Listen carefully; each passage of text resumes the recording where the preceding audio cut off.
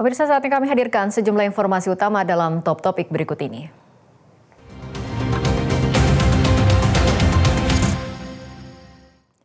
Top topik yang pertama, tim kuasa hukum mantan Jampitsus Febri Adriansyah resmi mendaftarkan 2 permohonan pra-peradilan ke Pengadilan Negeri Jakarta Selatan pada Rabu siang. Berikut informasi selengkapnya, tunggu apa lagi bersama Kata Oma.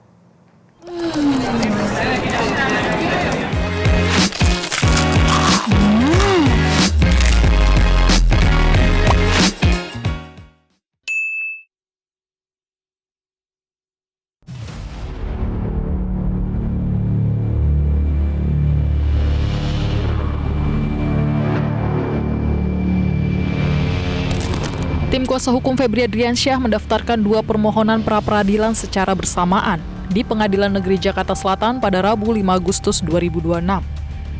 Gugatan pertama ditujukan kepada Kejaksaan Agung atas penetapan tersangka tindak pidana pencucian uang atau TPPU serta upaya penahanan. Sementara gugatan kedua ditujukan terhadap tindakan penyidik Polda Metro Jaya dan Korps Pemberantasan Tindak Pidana Korupsi atau Kortas Tipikor Polri terkait penetapan tersangka dalam dugaan tindak pidana korupsi dan TPPU, termasuk penggeledahan serta penyitaan yang dilakukan dalam perkara tersebut. Dengan pra-peradilan, tim kuasa hukum ingin menguji proses penanganan perkara terkait upaya paksa serta dokumen hukum dalam kasus tersebut. Mari kita sama-sama menguji bagaimana proses penanganan perkara untuk Pak FA ini. Nah, tentu saja di hukum acara nanti ada detailnya, teknisnya. Yang diuji adalah upaya paksa yang sudah dilakukan dan seluruh dokumen hukum yang terkait dengan hal tersebut. Perlu kami sampaikan sekali lagi bahwa upaya untuk melakukan pra-peradilan ini bisa digunakan oleh semua pihak dalam semua perkara. Jadi tidak ada isu kekhususan di sini karena ini adalah upaya yang berlaku untuk semua perkara. Menanggapi gugatan pra-peradilan tersebut, Kejaksaan Agung menegaskan kesiapannya untuk menghadapi proses hukum di pengadilan. Kejagung menyatakan seluruh proses penetapan tersangka dan penahanan telah sesuai prosedur hukum.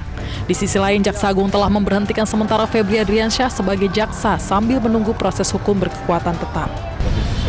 Jaksa sementara ya?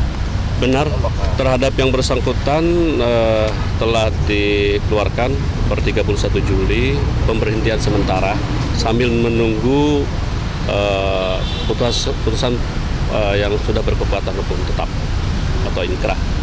Jadi tetap kita mengedepankan asas praduga tak bersalah sampai nanti ketika sudah ada putusan yang sudah inkrah, sudah ini baru kita. Hal senada juga disampaikan Kortas Tipikor Polri.